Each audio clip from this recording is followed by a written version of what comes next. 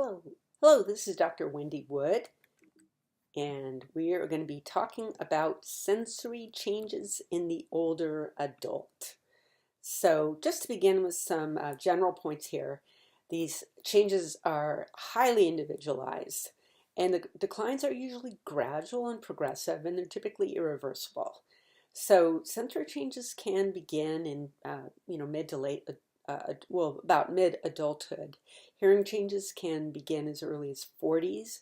Vision, taste, smell, usually later in 50s or 60s. Smell may not even change till 70s or 80s.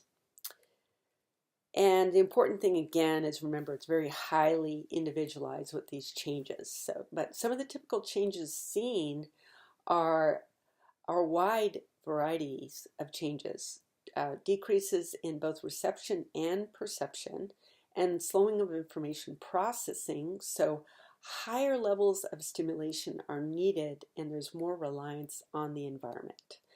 With vision, there is a decrease in distance vision, decreases in color sensitivity and color discrimination, especially for greens and blues. So if you go into skilled nursing facilities or especially assisted livings, you're going to see a lot of the bright and warm colors, red, oranges, yellows. Presbyopia is the reduction in vision. It's a reduction in accommodation beginning about 40 to 45 years of age. There's more difficulty in focusing on near objects, and this is because the lens thickens and hardens.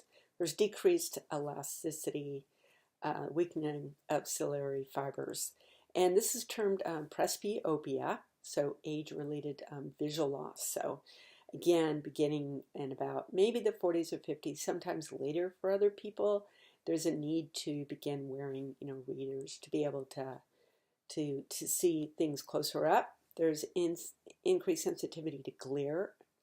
The lens will yellow and lose transparency and become more opaque. And older adults need about 3 times to 4 times more light to function effectively, so they need more illumination.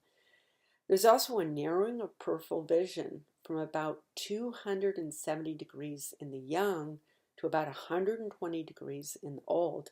So that's a pretty big change there. In terms of the visual field decreasing, oftentimes there's an upper field gaze decline. So that would be for like traffic signs, street signs, hanging light fixtures, or even tree limbs. And then changes in the lateral field, losses in the lateral field. As I mentioned, the lens does tend to thicken and lose elasticity, which leads to a decreased visual acuity. And the iris and pupil are less adaptable, so there's usually decreased night vision because there's less light coming in. So some helpful adaptations, let's start with visual field losses. So having signs at a lower height, kind of at or below eye level. With visual acuity losses, glasses, contact lenses, books with larger print. Many times the older adults are not open to realizing they have visual loss because the losses are progressive. So I do really feel we as physical therapists should evaluate vision. In terms later, I'm talking about balance. Good vision is important for balance.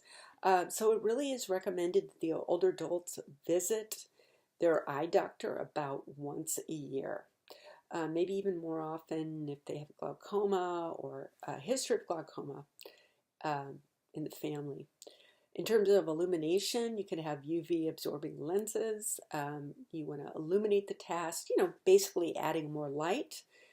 In terms of glare, things that decrease glare can be added, like lampshades. You could avoid shiny material, like avoid shiny floors, or plastics or metals that reflect light. Flat paint is more helpful.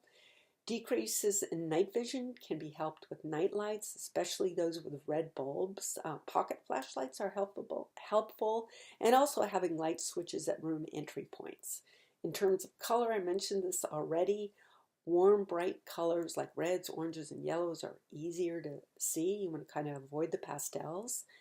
In terms of contrast, bright detail on darker backgrounds is helpful, or warm colors, as I mentioned, to highlight steps and handrails. And with depth perception, avoid patterned floors. Okay, diseases of the eyes. Glaucoma is an increase in pressure. It can lead to blindness. So very important, again, why the older adults should get the eyes checked periodically, because glaucoma tends to have an onset in, I think it's 40s or 50s. Macular degeneration would be the loss of central vision and degeneration of the macula. Severe cataracts is a second leading cause of blindness. Hearing loss is termed presbycusis, and it's an age-related auditory decline. It's the most common cause of hearing loss in adults. Men usually begin with hearing loss around 32 and women around 37. Women usually show less decline than men. And about 50% of those over 65 have hearing loss that's socially inhibiting. Again, these are progressive losses. So many times the older adults aren't open to getting, say, a hearing aid. And the greatest loss is in higher frequencies, women's voices. So and continuing on with presbycusis, it's caused by either of the factors below, conductive hearing loss or sensory neural hearing loss, or a combination of both. Conductive hearing loss is loss of sound transmission, and that's due to dysfunction either in the external or middle ear or both. This could be due simply to impacted earwax, perforated tympanic membrane, pus in the middle ear, or otosclerosis. So earwax is something that can be easily addressed. Sensory neural hearing loss can be due to a number of things. It can be due to dysfunction or conversion of sound waves to electrical sound, either by the inner ear or by the nerve to the brain. And that's the cochlear nerve, which is part of the eighth cranial nerve.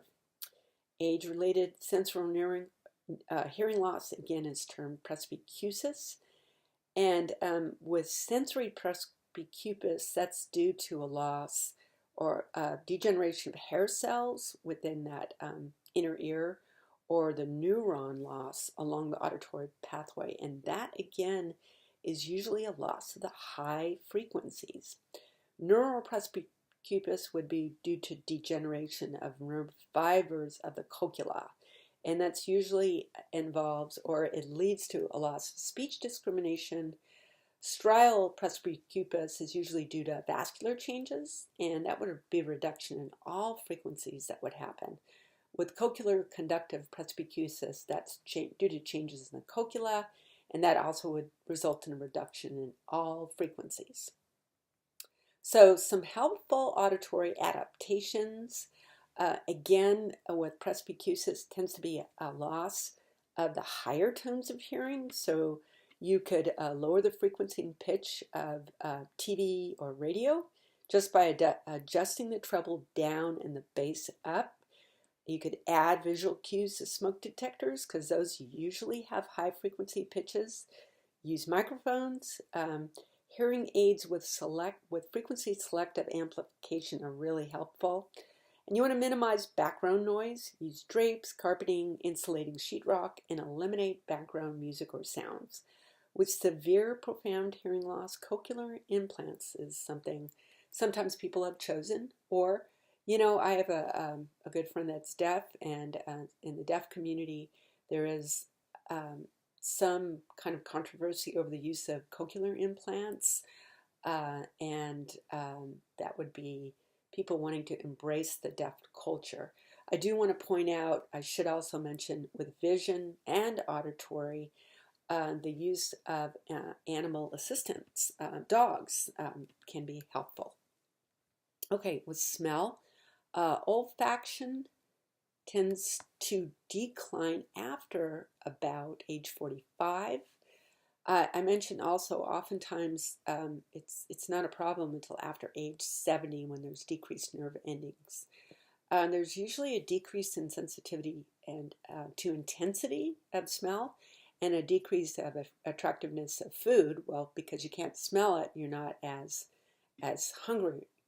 And there is a danger of decreased recognition of smoke or gas, odor, or even food that has been spoiled. In terms of taste, there's some controversy. Some sources will say that taste buds don't decline, but the general consensus is that taste buds do decline with age, and oftentimes the older adult is using more salt or more sugar to get more of a flavoring. So some helpful adaptations for both losses of smell and taste would be smoke detectors with the flashing lights or the loud buzzers, well-ventilated kitchens for two reasons. One would be to ventilate gas, and the other thing would be maybe to spread some of the smells around to make it more enticing. Safety caps on gas jets and flowers in living areas, adding more smell. In terms of taste, color does tend to lend to an increase in the perception of flavor. So the use of herbs and spices also. And then encouraging older adults to check the dates of expiration on food items. Okay, in terms of touch pressure perception is 4 times less in men older than 40. Sensory threshold increases the more distal. So hands and feet show more decline, and there's usually a decrease in spatial acuity.